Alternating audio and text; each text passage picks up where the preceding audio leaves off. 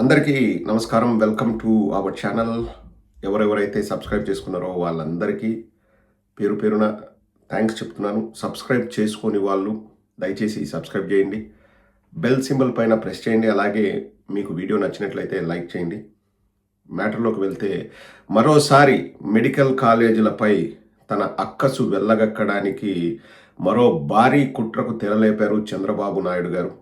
గత సెప్టెంబర్లోనో అక్టోబర్లోనో టెండర్లు పిలిస్తే ఒక్కరంటే ఒక్కరు కూడా టెండర్లో పాల్గొనలేదు.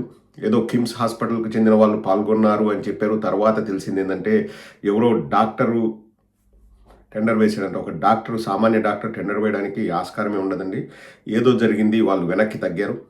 మళ్ళీ ఇప్పుడు నెల రోజుల లోపల ఈ టెండర్ సిస్టమ్ని కాల్ఫర్ చేయాలి అని చెప్పేసి చంద్రబాబు నాయుడు గారు పిలుపునిస్తారంట. ఒకసారి ఆ వార్త వినండి, తర్వాత మనం మాట్లాడుకుందాం. మొత్తం 10 మెడికల్ కాలేజీలను పీపీపీకి ఇచ్చేయాలని ఆదేశాలు జారీ చేశారు చంద్రబాబు.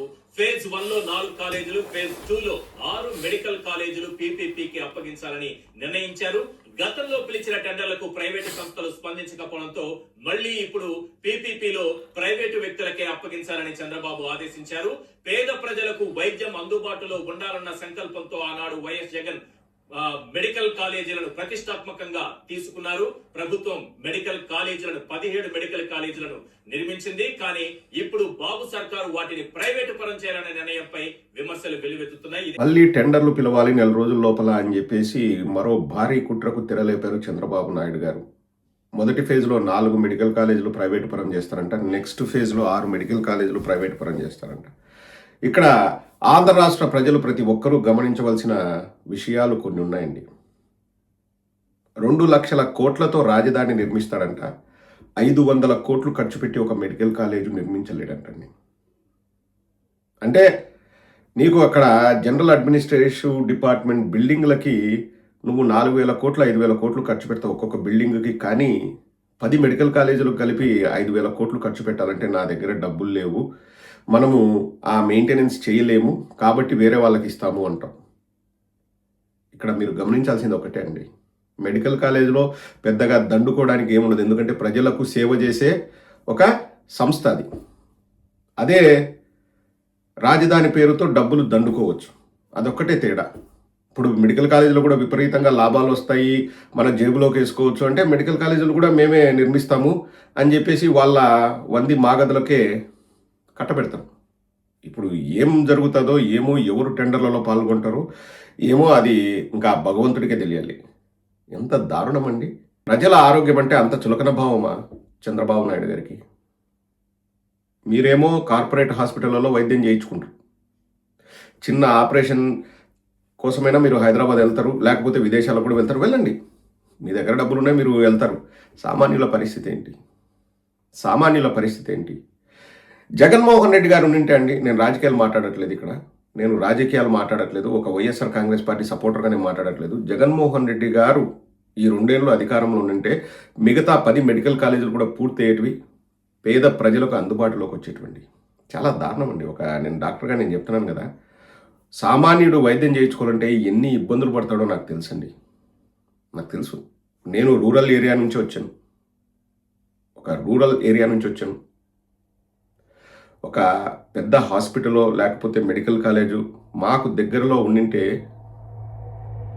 చాలా మంచి జరిగేది. ఎంతోమంది ప్రాణాలు కోల్పోతున్నారు, నాకు తెలుసండి. మా లోకల్గా ఉన్న డాక్టర్ల దగ్గరికి వెళ్తే ఫస్ట్ ముద్రూరు నుంచి ప్రొద్దుటూరు వెళ్ళండి అంటారు. ప్రొద్దుటూరుకి వెళ్తే ఇక్కడ మా వల్ల కాదు, మీరు కర్నూలుకో హైదరాబాద్కో బెంగళూరుకో వెళ్ళండి అంటారు. ఆ మార్గమధ్యంలో ఎంతోమంది చనిపోయారండి. మార్గమధ్యంలో ఎంతోమంది ప్రాణాలు కోల్పోయారు తగిన వసతులు లేక. అదే మెడికల్ కాలేజ్ అందుబాటులో ఉంటే చాలా ప్రాణాలు కాపాడగలిగిన వాళ్ళం అవుతామండి. పేద ప్రజలకు లక్షలు కోట్లు పెట్టి వాళ్ళు వైద్యం చేయించుకోలేరండి. అండ్ ఎక్కడ చేయించుకోవాలో కూడా తెలియదు ఫస్ట్ ఆఫ్ ఆల్.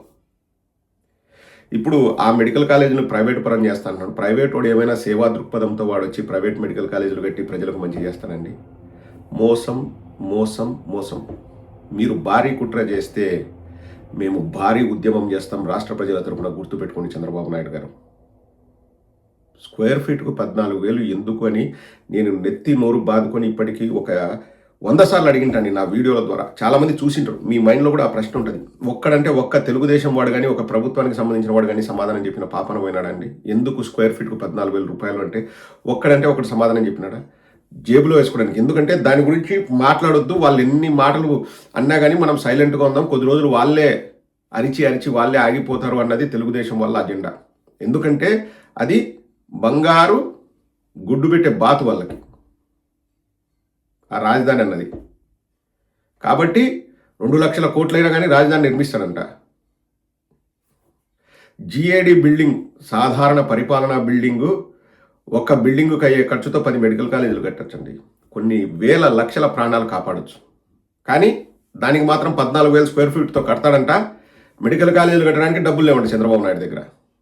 ఇది ఎక్కడ విచిత్రం అని నాకు నిజంగా అర్థం కాదు. ఈయన ఏమనుకుంటున్నాడో, ఏమని పరిపాలన చేస్తున్నాడో నవ్విపోదురుగాక నాకేంటి, నా దగ్గర మీడియా ఉంది, ఆ మీడియాలో నన్ను హీరోగా ఎలివేట్ చేస్తారు, అందరూ ఆ మీడియానే చూస్తారు కాబట్టి అందరూ కూడా గొర్రెలు అవుతారని అనుకుంటాడో ఏంటో చంద్రబాబు నాయుడు.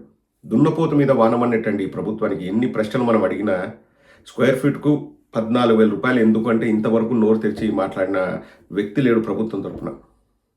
లేడు. గూగుల్తో ఒప్పందం చేసుకున్నారా? ఒప్పంద పత్రాలు ఎక్కడా? ఇప్పుడు మనం 10,000 అప్పించినా కానీ బాండ్ రాయించుకుంటామండి, భద్రత. మన ప్రభుత్వ భూముల్ని గూగుల్కో ఇంకొకటికో ఎవరికైనా ఇవ్వచ్చులేండి. ప్రభుత్వ భూముల్ని అంటే ఏది ప్రభుత్వ భూమి అంటే మనది. మన భూముల్ని ఇచ్చేటప్పుడు భద్రత ఉండాలా లేదా అండి? పోనీ నువ్వు ఏం భద్రత కల్పిస్తున్నావు చూపి, పత్రాలు చూపి అంటే మన ప్రశ్నలకు సమాధానం ఉండదు. ప్రజలు అడిగే ప్రశ్నలకు సమాధానం చెప్పరు. మేమేమో హెరిటేజ్లో ఎట్లా నువ్వు లావాదేవీలు చేసుకున్నావు, హెరిటేజ్ ఎట్లా విస్తరిస్తుంది, హెరిటేజ్లో ఎలా మీ ఆర్థిక స్థితిగతులు ఉన్నాయి, పురోభివృద్ధి ఎలా సాధిస్తున్నారు అని మనము హెరిటేజ్కు సంబంధించిన విషయం అడిగితే అది ప్రైవేట్ ఎంటిటీ కాబట్టి మేము చెప్పాల్సిన అవసరం లేదంటే మనం ఒప్పుకుంటాం. కానీ నువ్వు మా భూముల్ని గూగుల్కి ఎట్లా ఇస్తున్నావు అంటే మేము ఇస్తున్నాం కానీ పత్రాలు లేవు మా దగ్గర, మేమేం సంతకాలు పెట్టించుకోలే, అధికారికంగా ఏమీ లేదు అంటే ఇంక అంతకంటే హాస్యాస్పదం ఉంటుందండి. నేను గూగుల్ తెచ్చినా అని ఊరేగితే సరిపోతుందా? ఆధారాలు చూపించాలనా లేదా? అర్సా క్లస్టర్స్ పైన 2 నెలలు సైలెంట్గా ఉండేది ఇట్లే. తర్వాత ప్రజల నుంచి వ్యతిరేకత వస్తే అర్సా క్లస్టర్స్కు భూములు ఇవ్వకుండా మన ప్రభుత్వ భూముల్ని మనం చేసిన ఉద్యమం వల్ల మనం కాపాడుకోగలిగినాం. మెడికల్ కాలేజీలను కూడా ఆ రోజు మనం చేసిన ఉద్యమం వల్ల మనం కాపాడుకోగలిగినాం. ఈసారి ఇంకా పెద్ద ఉద్యమం జరుగుతుంది. చంద్రబాబు నాయుడు గారు గుర్తుపెట్టుకోండి. ఏది మీ సొంతానికి మీ ఇష్టం వచ్చినట్టు మీరు హెరిటేజ్లో కావాలంటే మార్పులు చేసుకోండి. హెరిటేజ్ లోగో మార్చుకోండి, పేరు మార్చుకోండి, డిజైన్ మార్చుకోండి, కలర్ మార్చుకోండి, ప్లేసులు మార్చుకోండి, లేకపోతే క్వాలిటీ క్వాంటిటీ అవన్నీ మీరు మార్చుకోండి. మీ హెరిటేజ్ మీ ఇష్టం. కానీ ప్రభుత్వ ఆస్తులపై మీకు హక్కు లేదు, ప్రజలకు హక్కు ఉంది. ప్రభుత్వ ఆస్తుల్ని కాలరాస్తాము, ప్రజల ఆరోగ్యాన్ని గాలి కొదిలేస్తాము అంటే తగిన మూల్యం చెల్లించుకోక తప్పదు. ఈ ప్రభుత్వానికి హెచ్చరిస్తున్నా. మరీ ముఖ్యంగా పేదల ఆరోగ్యంతో ఆడుకోకండి మీరు. దానికంటే దరిద్రం ఇంకొకటి ఉండదు. తగిన మూల్యం చెల్లించుకుంటారు, గుర్తుపెట్టుకోండి.